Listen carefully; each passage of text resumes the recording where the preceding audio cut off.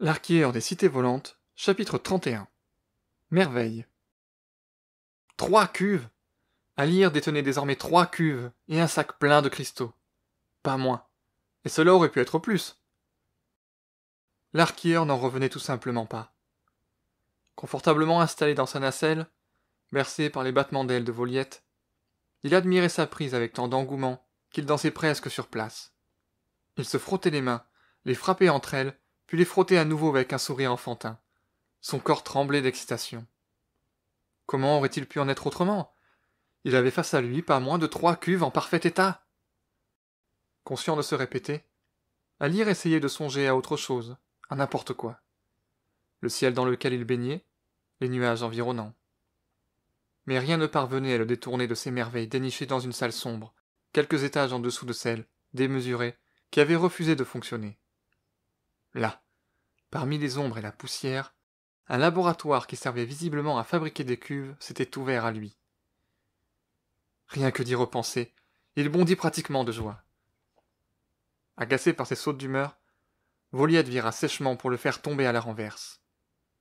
Alyr s'écrasa contre la paroi de sa nacelle en se cognant la tête, réveillant ses douleurs récentes. « Hé !» s'écria-t-il. « Ça va, oui ? Tu n'es jamais contente !» bouda-t-il faussement.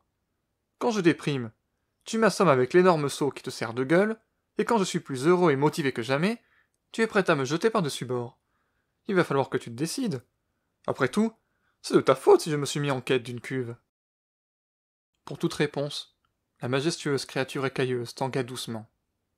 Alyr sourit. Le message passé, l'archière tourna le dos à ses trouvailles pour fixer son regard sur Nanléar, qui s'éloignait paisiblement. Dans un sens, il enrageait de quitter cette cité. Il aurait dû faire sien ce laboratoire où plusieurs étapes de fabrication se matérialisaient sous ses yeux. Cela lui aurait permis d'apprendre tant et tant sur les cuves, leur fonctionnement et probablement leur utilité. Toutefois, il ne disposait d'aucune réserve de nourriture ni d'équipement adéquat pour s'éterniser. Il avait donc pris ce que ses bras endoloris et blessés avaient accepté de porter, par sécurité, puis avait cherché un moyen de quitter la tour par un autre chemin. Il savait désormais comment entrer et sortir sans avoir besoin de se jeter dans le vide. Il pourrait donc revenir à loisir. Avec le recul, Alyr se demanda pourquoi il ne s'était pas simplement attaché une corde autour de la taille avant de sauter. Enfin, ces tours qui demeuraient un secret absolu pour tous les archieurs n'en avaient plus aucun pour lui.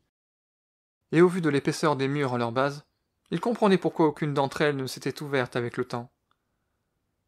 Heureux, il posa la main sur la paroi de sa nacelle et sourit une nouvelle fois, comme pour remercier Nanléar de son égard.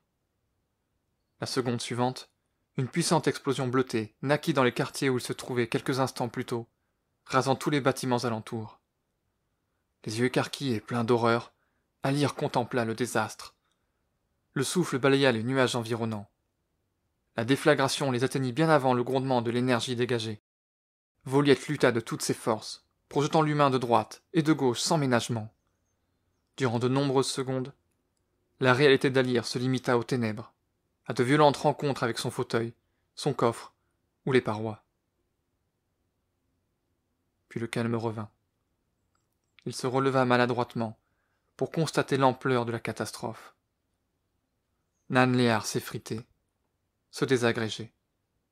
Elle tombait en morceaux et chutait lourdement à bas de son trône céleste.